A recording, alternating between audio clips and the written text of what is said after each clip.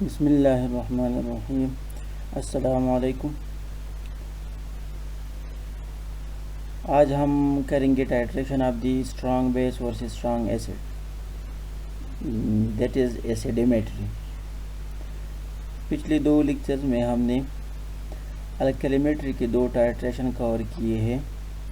एक में हमने किया था strong acid versus strong base, दूसरे में हमने किया था weak acid versus strong base. तो वो दो एग्जांपल जो थी वो अल्कलीमेट्री से बिलोंग करती थी। आज का ये जो टाइट्रेशन है या जो टाइट्रेशन कर्व है वो बिलोंग करता है टू दी एसिडोमेट्री, और इसमें हम स्ट्रॉन्ग बेस को लेंगे कोनिकल फ्लास्क में और स्ट्रॉन्ग एसिड को बेवरेट में और टाइट्रेशन करेंगे।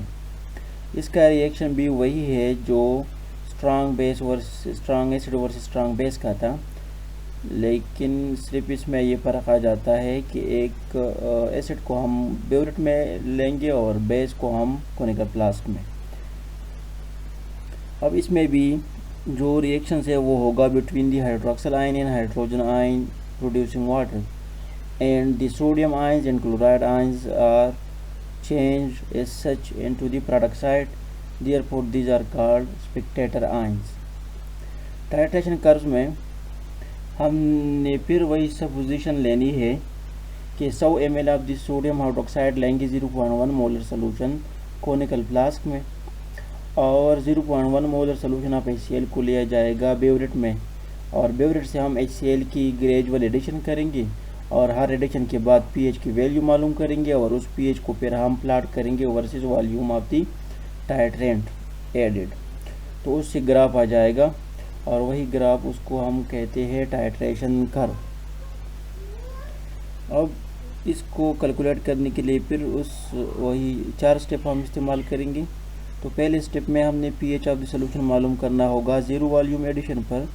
ज़ीरो वॉल्यूम एडिशन पर कोई टाइट्रेंट से हम वॉल्यूम ऐड नहीं करते, सो कोनिकल फ्लास्क में सिर्फ होगी solution of the sodium hydroxide और उसकी कंसंट्रेशन है 0.1 मोलर। तो चूँकि ये बेस है तो बेस के पहले हम pOH मालूम करेंगे, तो pOH ऑफ द सोल्यूशन बन जाएगा 1, इससे आ जाएगा 0.1 का हम नेगेटिव लॉग लेंगे। फिर इससे हम मालूम करेंगे pH, तो pH मालूम करने के लिए 14 से इसको माइनस करेंगे तो 13 आ जाएगी। तो इसका मतलब है कि ज़ीरो वॉल्यूम एडिशन पर सोल्यूशन की जो pH है वो होगी 13। सेकंड जो है वो है pH of the solution up to equivalence point. अब हम एडिशन स्टार्ट करेंगे। फॉर एग्जांपल अगर हम 2 ml of the acid add करेंगे इनटू सोडियम हाइड्रोक्साइड, तो फिर pH ऑफ द सोल्यूशन क्या होगी। तो उसके लिए पहले first we have to find out the remaining concentration of sodium hydroxide. अब इसी सूरत में सोडियम हाइड्रोक्साइड एक्सिस में रहेगा, यानी 2 ml से स्टार्ट करके up to the equivalence point जो कोनिकल फ्लास्क वाला सोल्यूशन है ये एक्सिस में रहता है। तो जो चीज़ एक्सिस में रहती है पहले उसकी हम कंसंट्रेशन मालूम करेंगे, फिर उससे हम मालूम करेंगे pH या pOH। इस केस में चूँकि ये बेस एक्सिस में है तो pOH मालूम किया जाएगा और फिर उसके बाद pH ऑफ द सोल्यूशन हम मालूम करेंगे। अब सपोज करते हैं कि 2 ml ऑफ दी HCl हमने ऐड की है, और सो ये रिएक्ट करेगा विद द सोडियम हाइड्रोक्साइड, और ये रिएक्शन जो होगी ये मोल रेशो में होगी। ये पहले आप लोगों ने किया है, इसके लिए हमने ये टेबल बनाया है। टेबल में हम इनिशियल मिलीमोल्स मालूम करते हैं, फिर रिएक्टेड मिलीमोल्स और फिर मिलीमोल्स लेफ्ट। अब जो सोडियम हाइड्रोक्साइड है इसकी इनिशियल मिलीमोल्स है 10, जो कोनिकल फ्लास्क वाला सोल्यूशन है। 2 ml HCl हमने ऐड किया है तो इसकी मिलीमोल्स आ जाएंगी 0.2, यानी 2 से मल्टीप्लाई करेंगी, 2 को मल्टीप्लाई करेंगी 0.1। जो लिमिटिंग है वही रिएक्शन में हिस्सा लेंगे, तो रिएक्टेड मिलीमोल्स बन जाएंगी 0.2 और उससे 0.2 बनेंगे। फिर जो अमाउंट लेफ्ट है वो 10 से ये माइनस करेंगे तो 9.8 आ जाएगा, और इससे ये माइनस करेंगे तो 0 आ जाएगा, और ये बनेंगे दो, तो लेकिन ये सिग्निफिकेंट नहीं है इसी सूरत में। अब सोडियम हाइड्रोक्साइड एक्सिस में है, सोल्यूशन में रह जाती है, पहले इसकी कंसंट्रेशन हम मालूम करेंगे। सो कंसंट्रेशन इसका आ जाएगा 0.096। फिर इसका हम नेगेटिव लॉग लेंगे तो pOH की वैल्यू आ जाएगी 1.02, और फिर उसको pH में कन्वर्ट करने के लिए 14 से माइनस करेंगे तो ये pH की वैल्यू आ जाएगी 12.98। इसी तरीके से बाकी सारी वैल्यू आप लोग कैलकुलेट कर सकते हो। Now pH at the equivalence point. अब इक्विवेलेंस पॉइंट पर हम देखेंगे कि क्या क्या चीज़ें बनती है। तो ये टाइट्रेशन दोबारा स्ट्रॉन्ग एसिड और स्ट्रॉन्ग बेस है, तो इस सूरत में न्यूट्रल साल्ट बनेगी और वाटर बनेगा और सोल्यूशन होगा न्यूट्रल। तो कॉमन सेंस से ये तो आप लोग अंदाज़ा लगा सकते हो कोई pH बराबर आ जाएगा 7 के।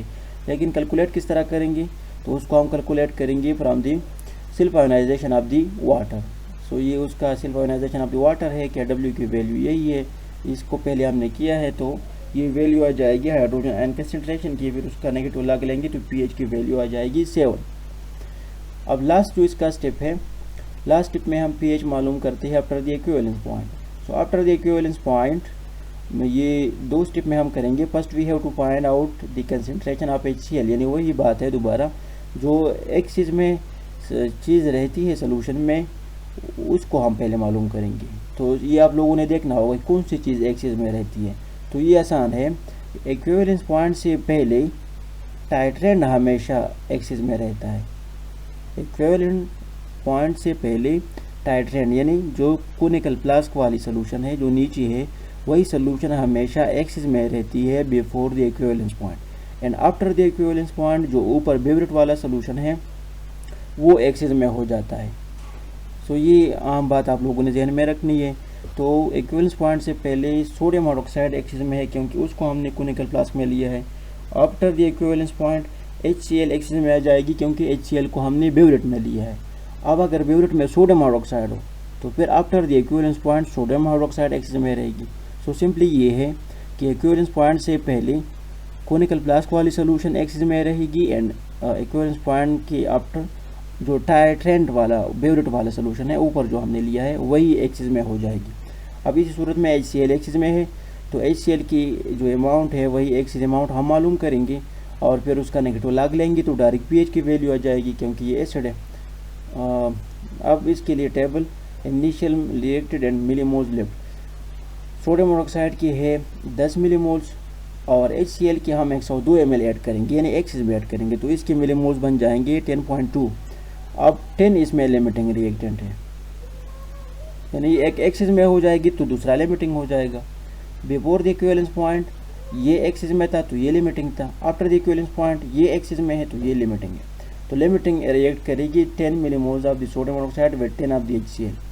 अब ये तो आपस में कैंसिल हो जाएगी, 0 आ जाएगा और 10.2 से हम 10 माइनस करेंगे तो 0.2 आ जाएगी।